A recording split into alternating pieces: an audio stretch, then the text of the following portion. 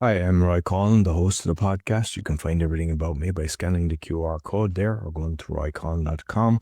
And you'll find my six podcasts: the Podfather, helping people become podcasters; the Awakening, exposing fraud and corruption, but with solutions; the Crypto, all things blockchain technology; meditation podcast; speaking podcast; and the Learn Polish podcast. You can also help the show by actually making a donation, visiting the store, or helping my sponsors. I hope you enjoyed this week's show. Welcome to the Meditation Podcast. You can find all our episodes on meditationpodcast.org. My guest from Wisconsin in the USA, sound healer, founder of Blue Dragon Healing. Please welcome Bjorn Lestrud. I know I probably butchered it, but you. You're closer than most people, I promise you. Okay. So what's the proper pronunciation? Well, Lestrud. Yeah. Lestrud. Okay. I've heard a lot of people, they'll say Lestrud, and I kind of like that, It almost sounds, it just sounds like a different, almost French or something. I don't know. Lestrud. But that's not all it is, so. And I mean, just prior to recording, you said it's a Norwegian name, so it was. Yeah, it is. Yeah. So I was complimenting you on your background. So those that are listening on the audio, because we're on BitChute, YouTube, and Rumble, so they can go. So it's actually beautiful, the background that you've got. So you may just explain because it's covering the whole wall. So Yeah, I at a previous place I was in a bedroom that didn't have any windows and I felt really closed in. And so I bought this like the wall-sized hanging that made it feel like the room was bigger because it's almost like I could step onto the bridge in nature and just walk through it. It just made the room feel so much nicer. no, brilliant. So, all right, sound healing, we know, and let's kind of hear your journey because I'd like to know a little bit more about yourself. Sure. Where to begin? I guess I could talk about my time in Tulum and some of the experiences with plant medicine and my voice opening. I took a trip. I was living around the world for about 5 years and I lived in 15 different countries. But I was struggling, I had this arthritis that had developed in my knees where if I would sit down for more than a few minutes, I'd have to straighten my legs out just to relieve the tension that would start building up. And I think I was kind of lonely, moving around from place to place and not really putting down any roots. And so when all the COVID stuff happened, I found myself in a situation where I just wanted to go somewhere that had fewer restrictions because that's the type of environment I wanted to be in. And I'd heard that Tulum in Mexico was one such place where a lot of people who wanted to move around more freely were there. So you could say the element of risk was higher, whatever. But I was willing to do that. And just before that, like you had back pain for years. Did you have the back pain as well during this time? Oh yeah, 15 years. I got into an accident when I was 22. Just carrying some stuff for my dad and I fell and twisted and I had surgery, but I had a debilitating back pain for years, like to where I couldn't even sit in a place without having to like move my upper body. The knees thing was the newer. That was only like a couple of years going in, but the back pain was like 15 years. And I had also high blood pressure, like pre-hypertension, we'll say, levels. And yeah, I mean, I had to see a chiropractor pretty much at least once a week, if not more, for all those years for the most part, just to stay sane. And and so yeah, I took this trip to Tulum, and it wasn't that I had intended to do a healing journey or a meditation journey. I had just, it was on my bucket list of places to go. I had a friend down there. He's like, come on down. All right. So I was there for a little bit. My friend got into an accident, hurt his foot, and his toe got completely black and blue, like, and it turned totally black. So, you know how it is. Everyone that saw his toe would tell him, that toenail's going to fall off, right? And yeah, I know. Well, I had just seen him 2 days prior, and I see him again, and he's like, "Look at my toe." And I look at his toe, and it's perfect. The whole toenail is there. There's no discoloration, nothing. Like, how did this happen? He I told think me about every this. carpenter will be interested in this one because a lot of them have their thumbs after. He told me that he went to this like energy healing ceremony called the Light Portal, and I didn't even really know what energy healing was. Mm, hardly at all. And he invited me to go because they were doing it once a week, so he invited me to go along in the next one, and I'm like, sure, why not? And I didn't really have any expectations. It turned into be this environment where there were about 15, 20 people lined up around the room in a circle, and they were combining all these different modalities and lineages in one place. So you had first the one person led us through what they called biodynamic breath work, where you do open mouth breathing combined with these different movements, a lot of like qigong related type stuff, maybe a couple of us. I don't think there were any asanas, mainly qigong type related movements with the breathing. And then they had us all laying down on our backs around the edge of the room, and there were 4 or 5 facilitators. One facilitator was playing a drum, another one was doing some chanting. Several of them were going around the room and doing physical work on the participants, like energy healing type work, but like digging into the physical body, into the fascia. And this one woman, Ina, she's from this like long line of Muslim healers, and uh, she's known as a seer and stuff too. And she came up to me at one point and started digging in, and I don't know what it is. She's this very tiny woman, but when she would stick her fingers in my muscles, it was excruciatingly painful. So I was just trying not to scream, and there were people screaming in the room. It was that kind of thing. People were screaming or crying, whatever. What did I get myself into? So she finally finishes on me, working on me, and then I just start laughing, and I can't stop. It's just uncontrollable laughter, like a release. It was a different kind of laughter than I'd ever experienced, though. It was like a different sense of where is this laughter coming from? Because I'm not familiar with it. It's the best way I could describe it. It was very like deep, like knowing laughter. And so I thought, well, I should explore this further. I didn't have any profound healing there, but this was, a great experience for me. So I decided to do a private session with 2 of the facilitators. And so Ina and her partner Jose came to my apartment, and they set up a space. Ina worked on me for about an hour and a half, digging into me. You can only imagine how much that hurt. And then the 3 of us had a little conversation.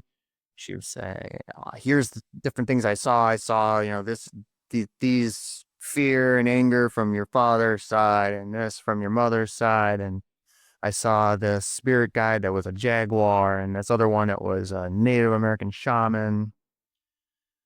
And then the next part of the experience was meet your guides, which was Jose served me a plant medicine called hape. And I'd never had hape before. I didn't even know what it was. So it's, for those who don't know, hape is, you can think of it like shamanic snuff.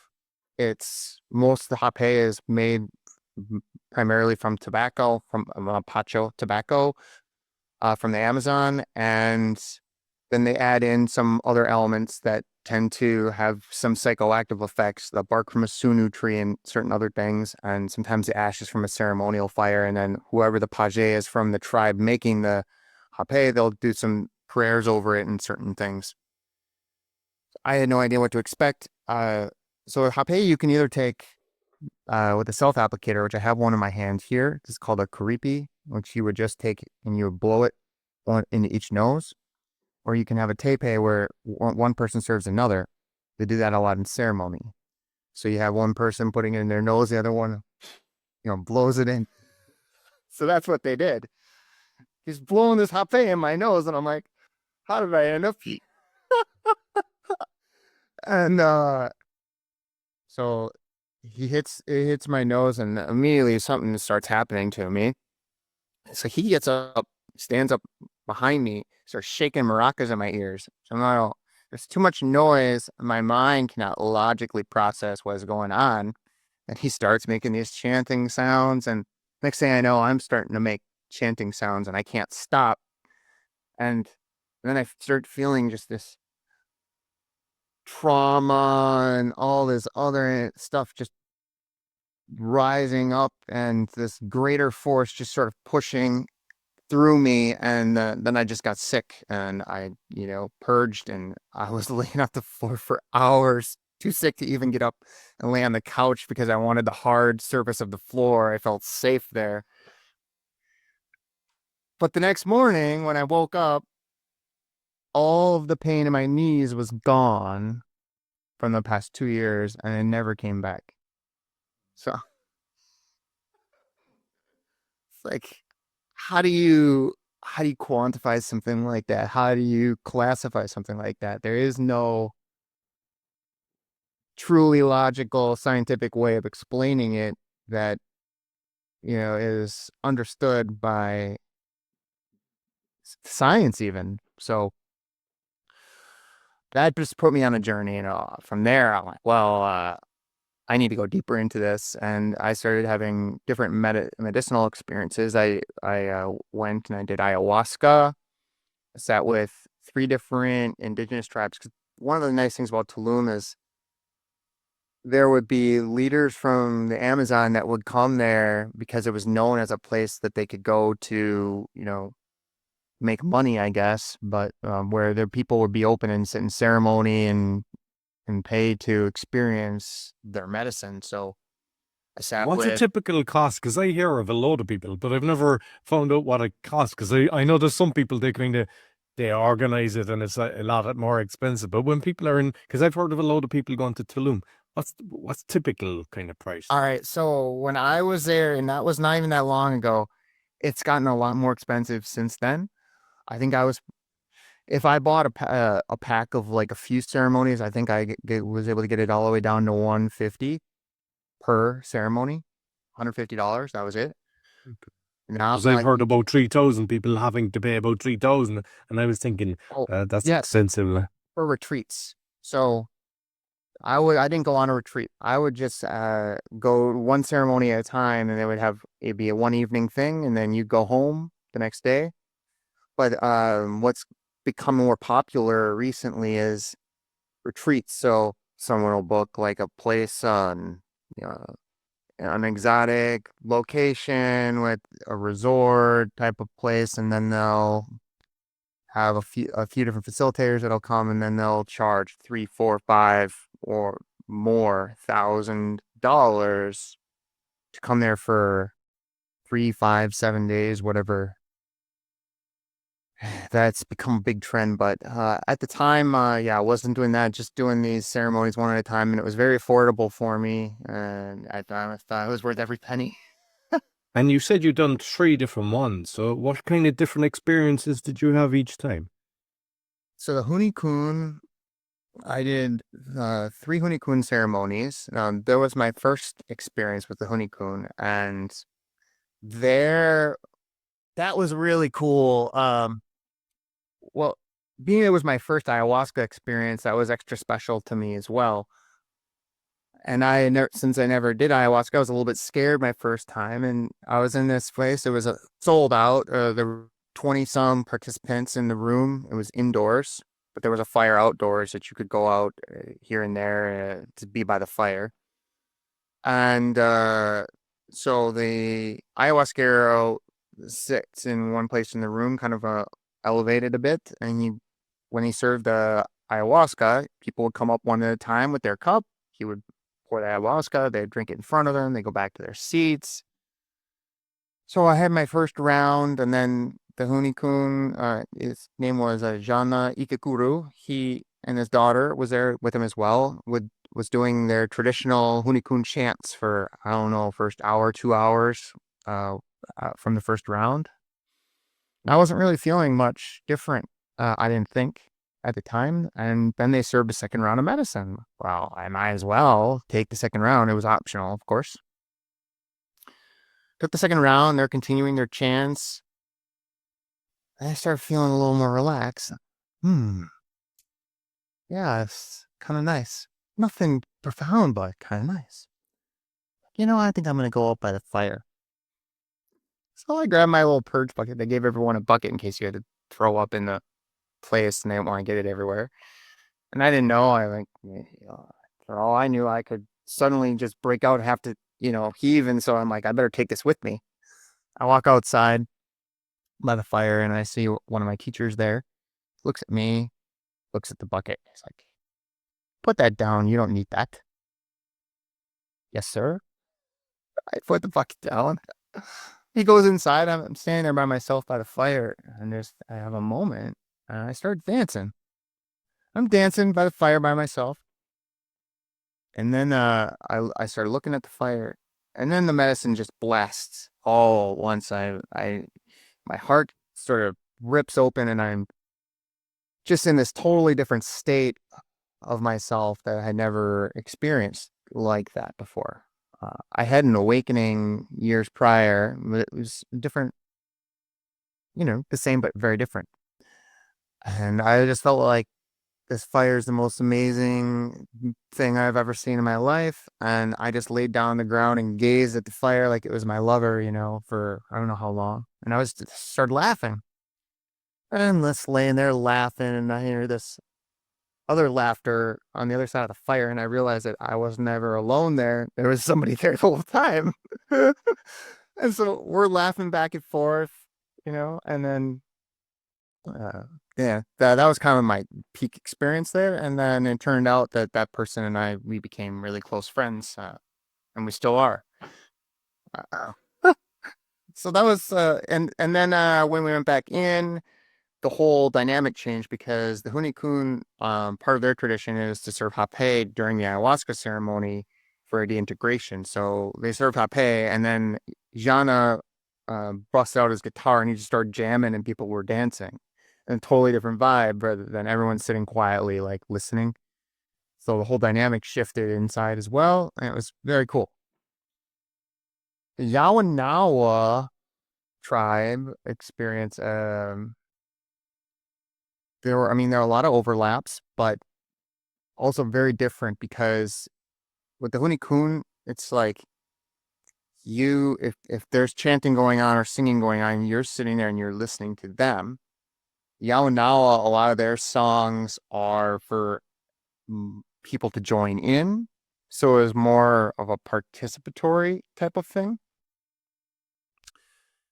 And the Shipibo, they're like a whole different element because, first of all, everything is done in darkness.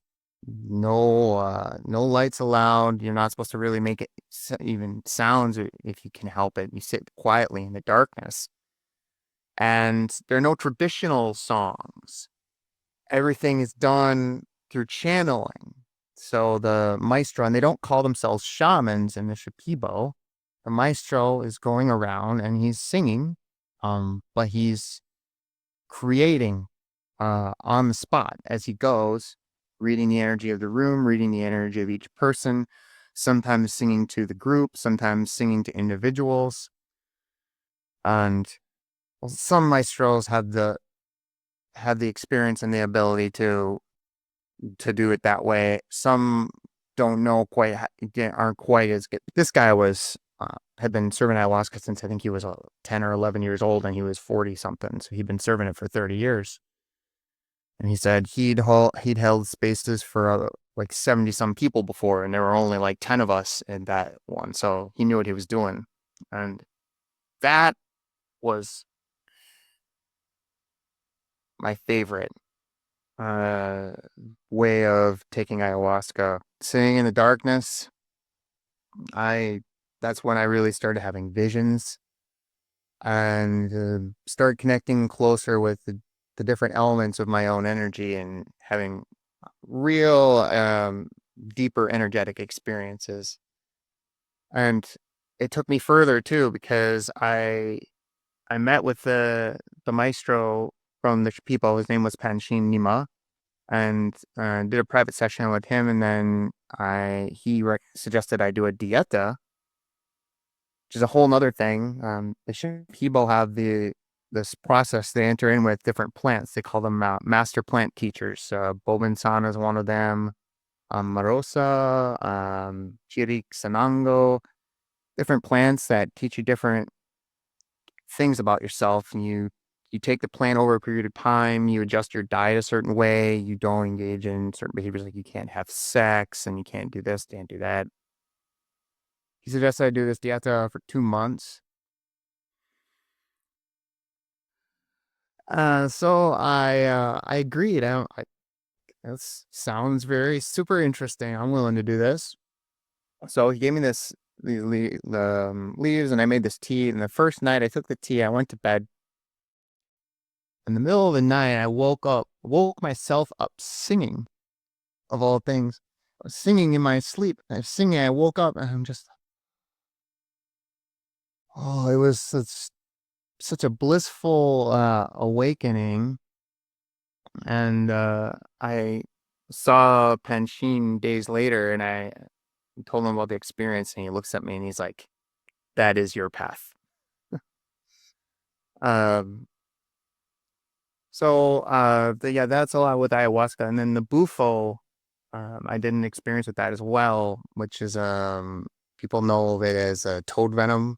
That's how people, yeah, the Simpsons episode where people licking frogs, that sort of thing. So bufo you smoke, right? You take it and you smoke it, and it doesn't last very long, 15 minutes maybe. So I was I in did this. that. Yeah, I did that. I got it. Yeah, I came to my property and there was about 4 or 5 of us did it, and Oh, yeah, they came at different times, like so that way, they had this safe space on their own. and what was it like for you? Two of the guys said it was the best experience of the life. For me, I just saw like a bright light, and I started remembering all my teachers. We started school in Ireland at 4, but I just started kind of able to remember. I can't really remember much from that, but that was kind of it. I didn't get what they experienced. They kind of seemed to go a lot deeper than me, but Mm, it wasn't a bad thing. Like so, yeah, I think it just depends. I think our biology also responds differently to different medicines. But for me, I took this, and they were like, so keep inhaling until it's all gone, and put your arms up straight in the air, and then they had me fall back onto this bed behind me. And so I fall back on the bed, and I immediately start feeling this sharp sensation in the middle of my forehead, like someone's digging into my head with a fingernail. Very sharp pain. And then there was just this explosion of blue light, and and this song just started coming through me, just poured through me, and I was laying there in the deepest trance possible, singing in a way that I'd never sung before, where all of a sudden my vocal range opened up, and these highs came in and these lows came in. The uh, it astounded me as much as one could be astounded when they're in a very deep trance. Ah, and so that was a big opener for me as well. It's showed me what was possible with my voice and with sound, and so these pieces just kept adding up together into this concoction where my voice kept opening in new ways.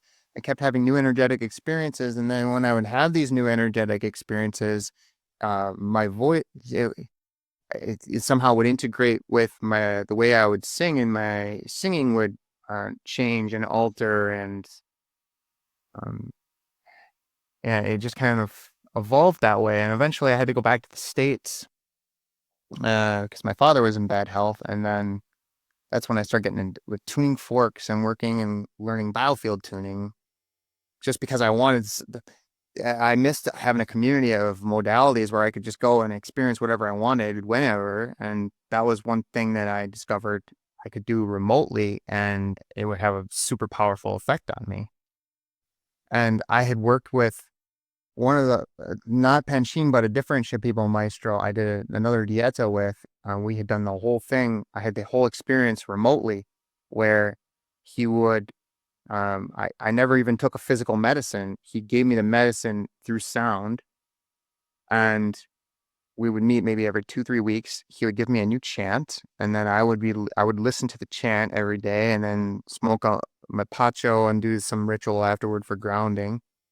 And I had one of the most amazing experiences of my life. One evening, doing that dieta, where I went out for a walk and started feeling this really warm sensation, like right in the middle of my upper chest. And then it was like flower. If there was a flower here, like a bud, it was like that opened and all at once, and the whole world around me transformed. And come on, I didn't take anything, like literally nothing, except sound, and the whole world like opened up, and all of a sudden, everything that I looked at was the most beautiful thing I'd ever seen. And if I looked at a tree, I would fall in love with it. If I looked at the ground, I would fall in love with it. And it wasn't even just the objects, it was the space itself. Every place I looked, was like this different blend of colors would come together in the most beautiful blend I had ever seen. And it would shift and change as I shifted my gaze around. But no matter what combination it was always the most beautiful combination I'd ever seen. I don't know else to explain that. Um, uh, and so that really like opened my eyes to the possibility of what sound can do remotely, having that experience. And so with the tuning forks, I just started learning biofield tuning, first just as a student, receiving as many different works as I could, and then eventually getting certified in it. And then eventually after that, learning that I could do a lot of what I was trying to do with the forks with my voice and do it more effectively, but then use the forks as a support mechanism at the beginning and the end. And so then I started doing sessions and eventually created a company out of it. And There we are. tuning forks, like they all have different frequencies. So when you hit them, it's like that frequency then is going into the body to heal or whatever. You get the Yeah.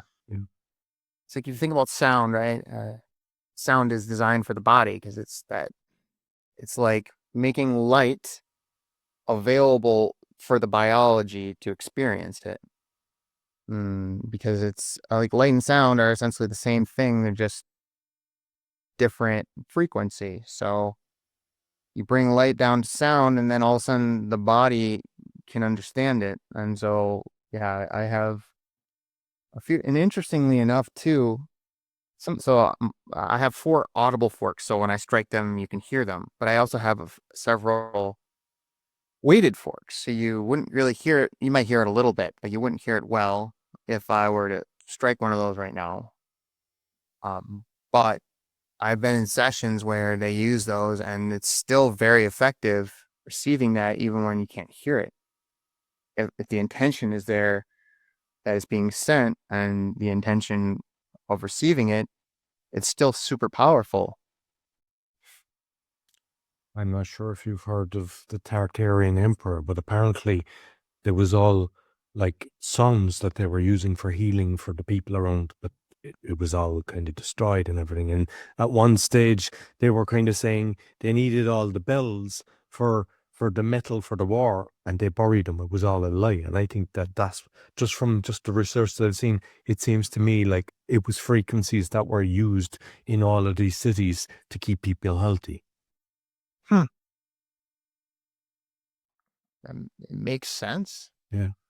And maybe you probably are aware of this because I think it's 432 is the hertz that's actually healing. But with the music, they do 440. They've actually modified it. So even people listening to the music, it's been doctored like everything else. And I'm not sure have you. You mean like the frequency from like what it used to be to like a different level of hertz, or? Yeah. So Yeah, the healing one is something like 432 or the good one, and then they've changed it to 440. So people don't even know it, but apparently you don't get the same. Hence why, like, even because we prior to recording, we were just talking about Ireland, but if you go into a lot of pubs in Ireland, there's a trad session and everything. So, I'm sure the music is probably at that level, the better level than the recordings that are put out there. Yeah, I have one singing bowl, crystal singing bowl, and it's a 432 hertz, and they call that one the heart chakra bowl at that frequency. And because I see some people have about 10 different bowls. So each one is for the different chakras. So different frequencies that affected. Is that the way that it works? I mean, that's how people perceive it. I have experiences though where I may go into a sound adjustment that's supposed to be for, my throat chakra, but I may have a lot of experiences during that session in my body that are not in the throat. They might be, down in the solar plexus or my legs, or could be anywhere. So I think part of it is marketing. Yeah, unfortunately, a lot. And just going back a small bit on the purging thing, and I'm just curious because you said, yeah, you didn't need the bucket or whatever, but I'm the type, I've never done ayahuasca. I know a load of people have done it. I know some people have done it 10 times or whatever. Yeah. But I'm the type of person, if I hear someone purging, let's say the sound of the purging or the smell of the purge would actually make me want to. So, Yeah. like, when you're in a room and you've got half them purging, is it like, or is the sound, so the music or the chanting that they're doing, that you don't even hear that? Or are you conscious of everybody that's kind of filling their bucket, let's say? Well, for one, I noticed that everyone was different a little bit, and how they perceived that. For myself, it didn't really bother me. I guess the medicine sort of brought me into a deeper place to where what was going on in the environment was less important to me on some level, because there was a sense of stillness that was there even when I wasn't really even feeling the medicine much. I was still connecting with that. It's just that I had a lot of dense energy I needed to move out of my system to really connect more with it. But yeah, honestly, a good purge, nothing better. And I hear of people getting a bad trip then. Is that something that, did it ever happen to you, or have you seen people experience something that it kind of went against them? That's why, hence why it's good to have somebody that knows what they're doing to be in the right environment, because sometimes there's people, they think they know what they're doing, they get the product and they do it to people, but they really haven't got a clue what they're doing. They're just taking the money. And so have you witnessed in the groups that you've been in where somebody had a bad experience? I wouldn't go so far as to say a bad experience. There was a woman that I was staying with once where she was crying the next morning because she felt like the chanting of the maestro had overwhelmed her because it just kept going and going. But that was more about the sound than it was the medicine. I saw some people go through like getting sort of possessed and then having to have someone help them through it. And I was never in a situation where there was any kind of horrible repercussion. I've done about 20 ceremonies, give or take. There's never anything like that, but I've seen many things on Reddit about it. People having psychotic breaks, and apparently there's a biological thing that if someone has a certain mental illness that runs in the family, they may be susceptible to some pretty gnarly stuff if they do psychedelics or ayahuasca. So I never recommend to anybody you should go do ayahuasca.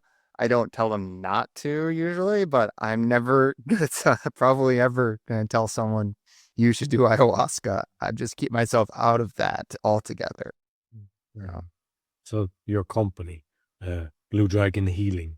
So the name is what's connected with dragons, because we hear of like the zodiac symbols, the Chinese zodiac symbols, and we hear loads of there was dragons, then all of a sudden there was no such thing as dragons, and so Why dragon and why a blue dragon? So the first time I started having visions in ayahuasca ceremony, I saw dragons. They started coming to me, and I started learning that a lot of the guidance, the energies that work through me to guide me, are dragon energies, and in particular, so the way I experience my guides, you call them spirit guides, whatever. And some people, if they have a religious point of view, then they just think of everything as the Holy Spirit, whatever, how you perceive it. How I experience that guidance is the primary guide of all of it is a blue dragon. And I've met this dragon. It appeared to me face to face. I was looking at it. And keep in mind, Tulum's in the middle of the jungle, right? Mosquitoes everywhere. When I met the blue dragon face to face, I saw it blow some kind of smoke at me. And from that point on, and I lived in Tulum for another year, I may have gotten 2 mosquito bites. And they were both just like in my ankles. And the mosquitoes almost entirely left me alone from that point on. It's the strangest thing. I can't explain it. They probably don't like the plant medicine that's inside your body, I suppose. I don't know. I don't know. But I can say that I experience, my guidance as a blue dragon, and through that, there are other energies that aren't dragon energies coming through, but that is like the starting point. So for me, I see blue dragon healing as a space that goes beyond my personal self, and so the blue dragon to me is representative of something that's a part of me, but bigger than my own ego, my own personality. And it's a space to help other people shine rather than Bjorn shine. So I try and remove myself as much as I can uh, from that equation while still being there. Just finally, you might like with that. What exactly are you helping people with? Is it just do they have to meet you in person, or do you do stuff online? You might just the services that you're offering. Most of the work I do is online, and it seems to work every bit as good online as it does in person. Sometimes maybe even better. You want to say what is the essence of what is the work doing? It's I use sound in a certain way, channeling through chanting and using tuning forks as support and other things, a sense of biofield tuning and working with the chakras and everything to bring forward a person's primal, authentic expression to help them release that out. So essentially working with the throat chakra, opening the throat chakra, which can be in a literal sense, like someone is singing, but their primary expression might not be singing. It could be something completely different. It might not even be through their voice, but it's opening their expression and helping them to shine their light more brightly. And so for a lot of people, that means in the early stages, clearing up communication blocks, learning how to be less reactive when someone says something that would normally trigger them, to just starting to develop more awareness of their true self when they go through different situations, to be more present and just be more available and more spacious. And so that kind of, it depends on the person, right, where they're in their journey, but that's what happens in the beginning for a lot of people when they experience the work. Sometimes people even have dreams where they're confronting the people that they perceive that has hurt them in the past and go through these things. So I've been told that my work can be almost a gentler form of psychedelics, kind of. A number of people have told me that. So I do, live events on Inside Timer that are free, usually once a week at least. But I also do private work where we can go deeper, and all that runs through my site. And I know you've agreed to give me a meditation that I can put on out after this episode, which is fantastic. So people will get to, experience it. So listen, thoroughly enjoyed the conversation. I love the way you went into total detail because most people don't do that, so I felt like I was there with you the way that you were able to, it was fantastic. So you might let people know where they can find you. Yeah, everything runs through my website, www.bluedragonhealing.net. And there's a newsletter, some free downloads, and I have a podcast that I'm in process of rebooting that's on there as well. And yeah, bluedragonhealing.net. Okay, perfect. I'll make sure I put the link button, the audio, and the video. Thank you very much, Bjorn. Great. Thank you. Appreciate it. So that's all for the meditation podcast. You'll find all our episodes on meditationpodcast.org. Be sure to give us a thumbs up, 5-star rating, share with your friends, and comment on what we discussed. We'd love to read your comments. Until next week, take care. So I hope you enjoyed this week's episode. As mentioned at the start, you can find my 6 podcasts on roycolin.com or scan the QR code if you're looking to start a podcast or do a podcasting tour, help with that. Also, if you're looking for a virtual assistant, we also have that service. And you can help the show by visiting the store, supporting our sponsors, or making a donation. Until next week, take care.